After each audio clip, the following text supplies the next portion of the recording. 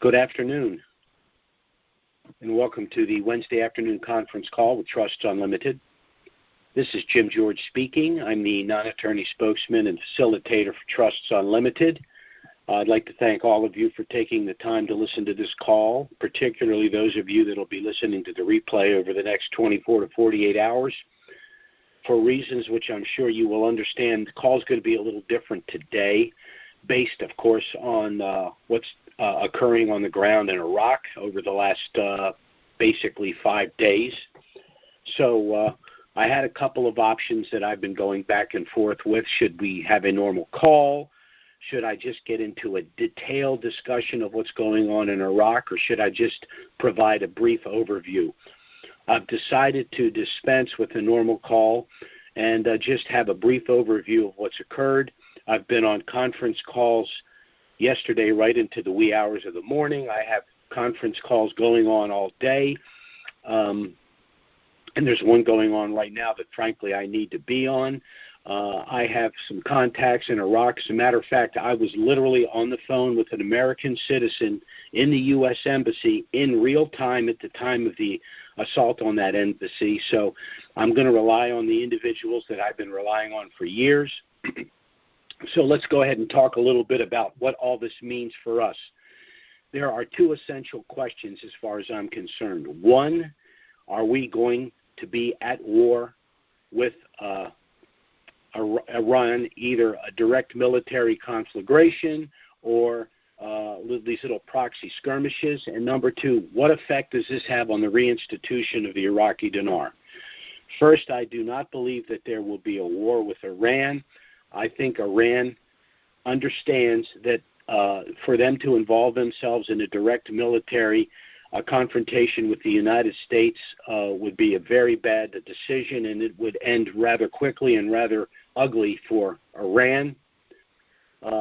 And their response last night is an example of that. What they basically did in response to the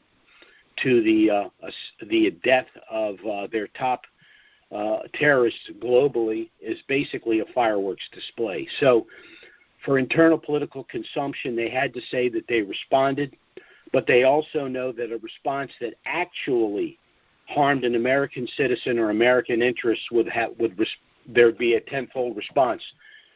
So I really think that what's happened here, although it sounds counterintuitive, might be a good thing, in that the Iranians, if they had any question about the resolve of the President of the United States, that's been taken care of. Now, how is that going to affect the reinstitution of the Iraqi dinar? I know that's a mercenary question, but I'm a holder of a substantial amount of dinar, and frankly, I'm as concerned about that as you are.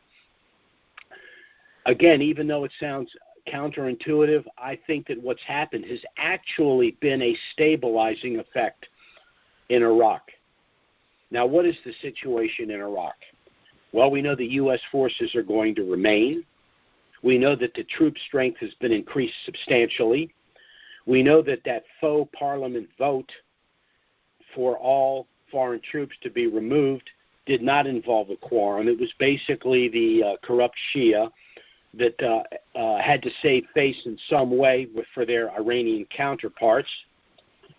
The death of Soleimani and al-Muhandis, in my view, is a stabilizing issue, and it sent a clear signal not only to Iran, but also to Iraq.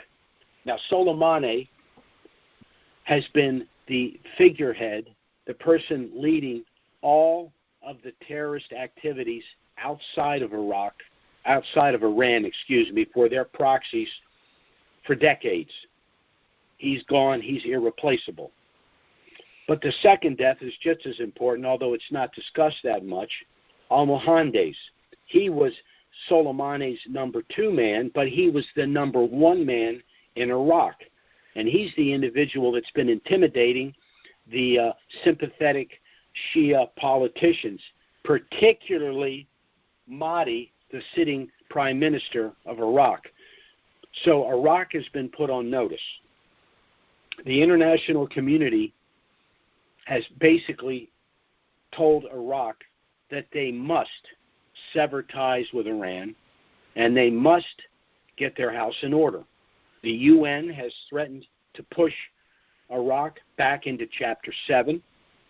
The IMF has told Iraq that they will remain in Article 14 and not move to Article 8, i.e. the reinstitution of their currency globally, until they sever their ties with Iran and get their affairs in order. And the United States has not only beefed up its military presence in Iraq and other surrounding nations, but they also said that there will be sanctions against Iraq as well as increased sanctions against Iran. So for all of these reasons, my conclusion is that the reinstitution of the Iraqi dinar may be postponed, but will not be suspended as the result of what's happened between Iran and the United States on Iraqi soil. Now, could the Iraqi dinar still reinstitute in January? Yes. But if it does not reinstitute in January, the Iraqi government, the parliament, can still issue the 2020 budget at the old 1180 rate as long as they don't make payments, and they can postpone payments for as long as a quarter. As long as they don't make payments at the 1180 rate, it would be a simple task to recalibrate the budget at the reinstituted rate.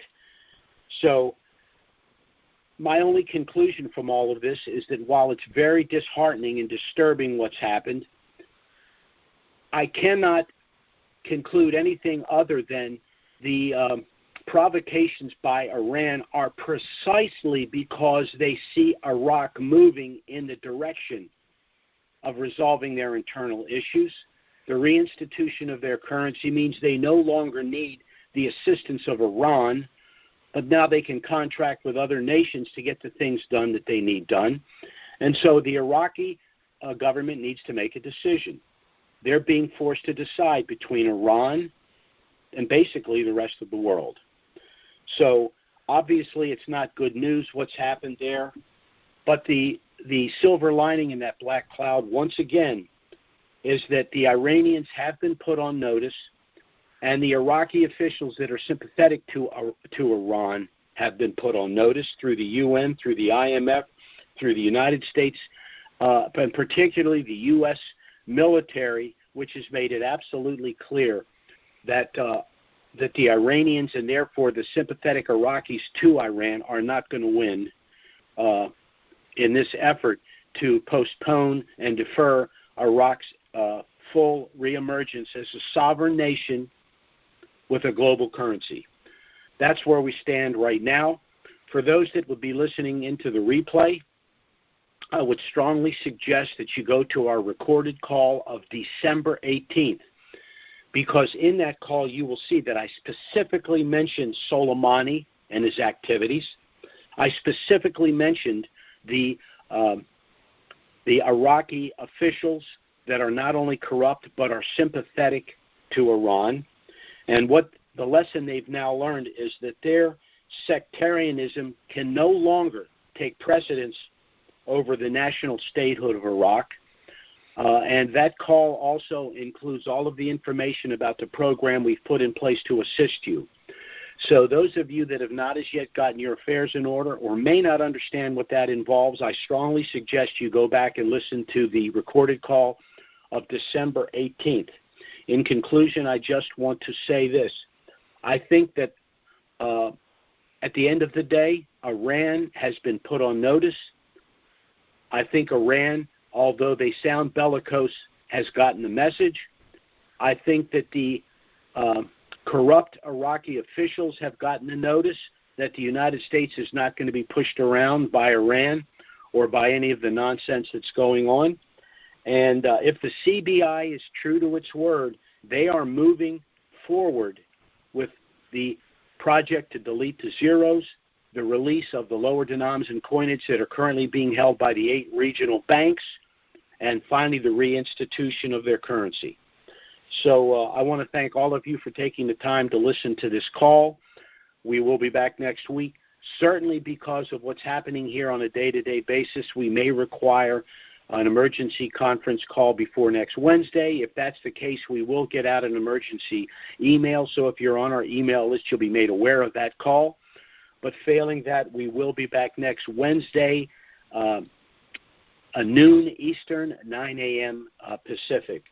So thanks again for listening to the call, and be of good cheer, because I do not think that what's occurred in the last, say, 5 days is going to affect long-term the reinstitution of the Iraqi dinar.